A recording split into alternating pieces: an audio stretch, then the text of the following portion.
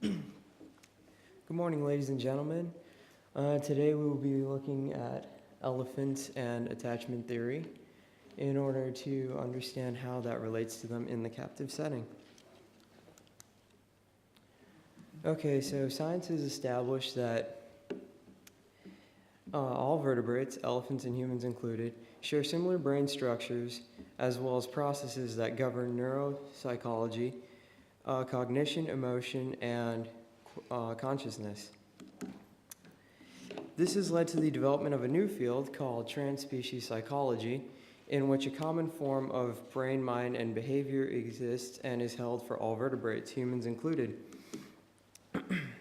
Based on the scientific understanding, psychological methods and concepts that are used to evaluate the well-being of humans may be also applied to other species as well, elephants included. Specifically, elephants to address elephant trauma recovery for individuals who have undergone acute or chronic stress.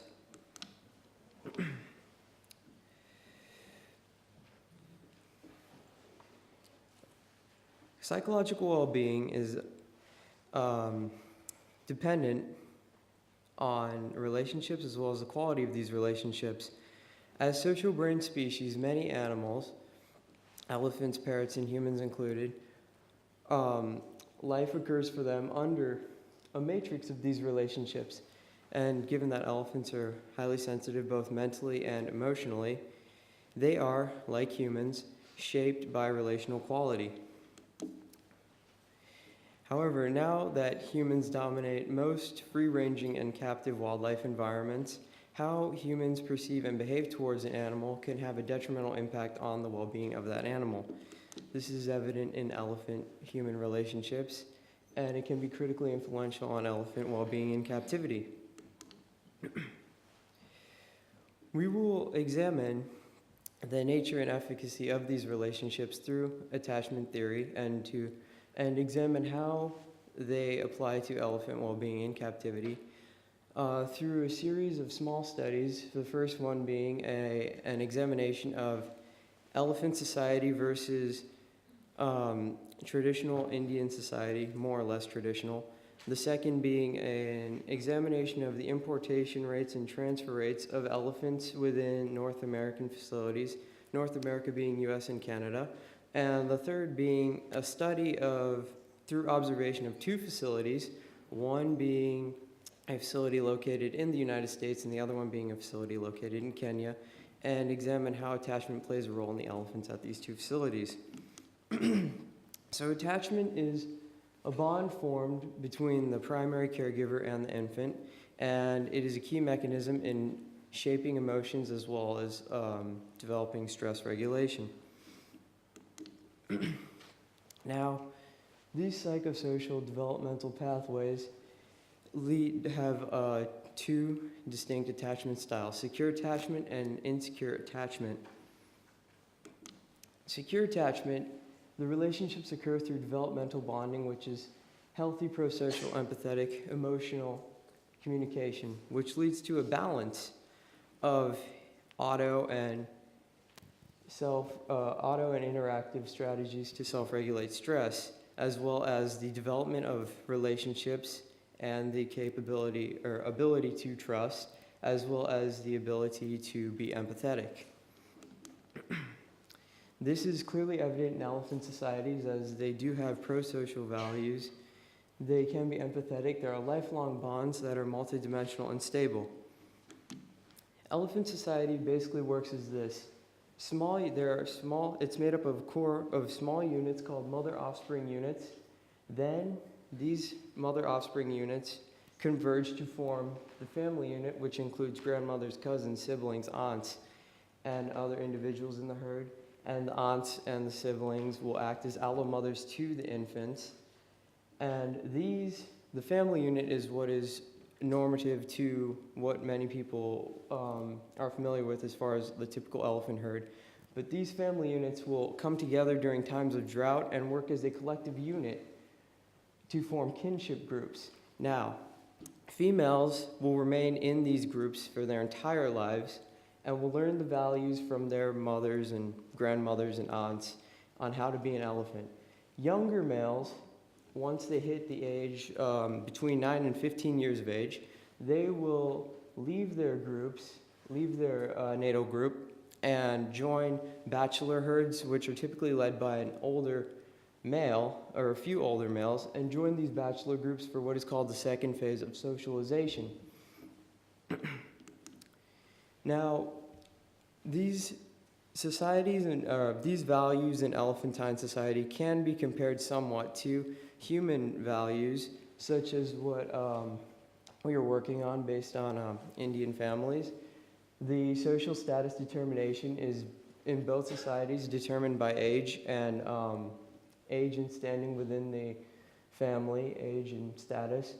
Social networking, you both have smaller units which converge into a larger network of extended family and a greater family unit.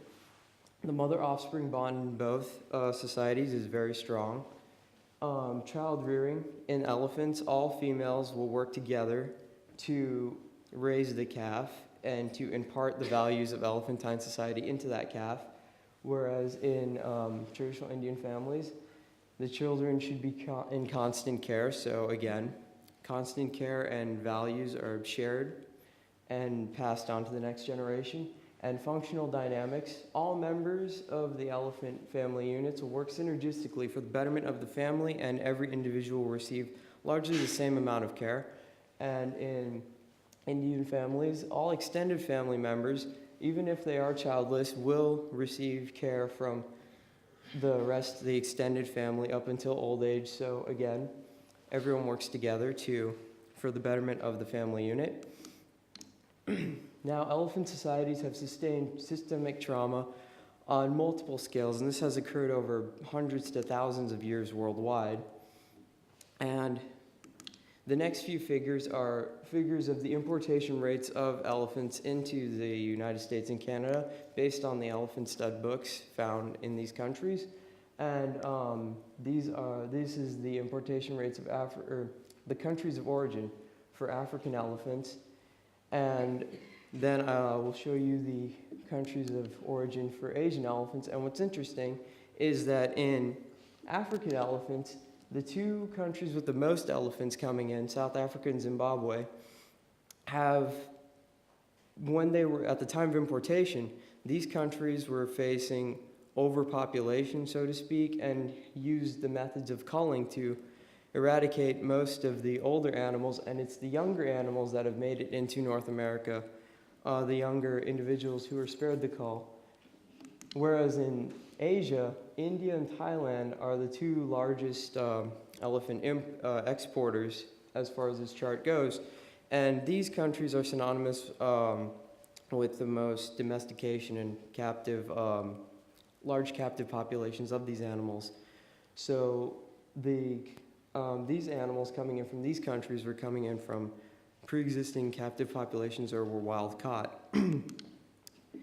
And this is a chart showing the years of importation and the number of elephants coming in per year. And what's interesting about this is the first large hill, so to speak, of elephants during the 60s and the 70s, Asian elephants dominated the importation rates, and they were the main elephants imported into North America. However, in the late 70s, this species declined as an importation source, and African elephants were imported more through the 80s.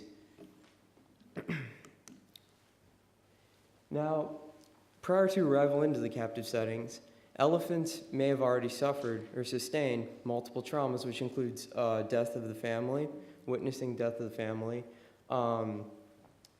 premature weaning, abnormal development as in not the same as if they were in the wild. Basically, they could have faced abusive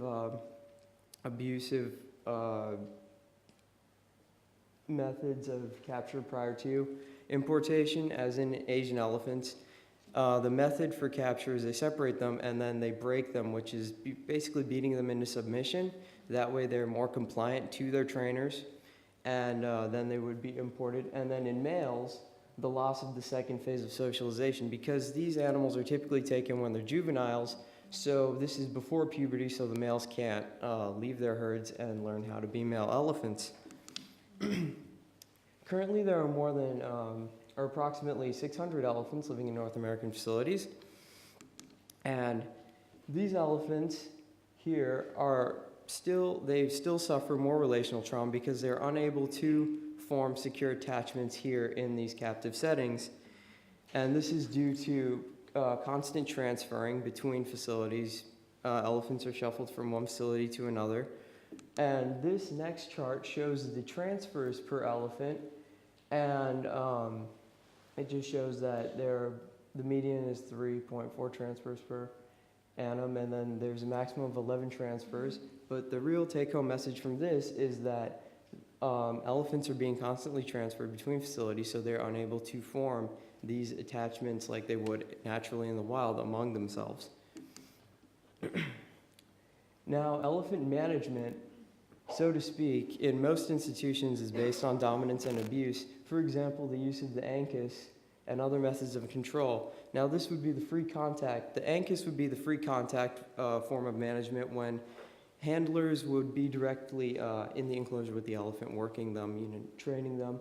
Now, many institutions have moved away from this and are now using protective contact, which is a barrier between the keeper and the animal to prevent accidents or injuries. However, the elephant is still under control setting where they have to comply in order to be rewarded or act accordingly to the keeper. And this forms the basis of the second psychosocial developmental attachment pattern, which is insecure attachment, which is domination, control, or abuse. And this can lead to stress dysregulation, depression, hyperaggression, asociality, and other trauma-related psychological disorders. Now, recently there's been a discovery by Dr. Gabe Bradshaw in which elephants can suffer from post-traumatic stress disorder, and they do confirm to these based on the factors I've just shown you. First, they can be exposed to a death, witness death, or be exposed to death themselves. Then they can also experience flashbacks. They might use avoidance. They might avoid stimuli that associate them with that trauma. They might have an inability to recall an important aspect of that trauma, or they just might show detachment to a certain person or object or anything related. And then they might also have symptoms that were not present prior to the traumatic event: insomnia, hyperaggression, hypervigilance or arousal, and abnormal start response. Now we've reached the portion where we will talk about the observations of the two facilities. This first facility is a zoo located in the United States. They use the protected contact method, and the caregiver-keeper relational style is insecure attachment between the humans and these elephants. And basically what we're seeing here is there are 5 elephants. The first 4 came from the wild. The last one was captive born at this facility. The first 3 were cull orphans that were imported. The 4th elephant was captured from the wild, and these first 4 animals they are now in their mid to late 20s. The last one is 6 years old. And basically what we're seeing here is we are seeing some signs of post-trauma, post-traumatic stress disorder. They are showing some hyperaggression, some don't show aggression, but they are insecure of themselves. And the last animal, well, given his age, we still have yet to determine what he might have sustained. Now, the second facility under observation is a sanctuary located in Kenya, where Elephant Society, free-ranging normative elephant society, is emulated. And usually there's just one traumatic event that occurs here: orphaning. It could be orphaning from poaching, orphaning from separation, or orphaning from human-elephant conflict. And the caregiver relational style here is secure attachment, so again, the developmental bonding is promoted here. And what we're seeing here now is there are eight individuals here, and they were each taken from similar age groups. The first two are now in their pre-teens or teens. The second two are around 9 years of age. The last two are the third pair are around 7 years of age, and the last two are under a year in age. And now we're seeing, except for the last two, because they're still under constant care by the caregivers, the caregivers act as surrogate parents to these animals, and then they will be phased into more normative elephantine society with older individuals.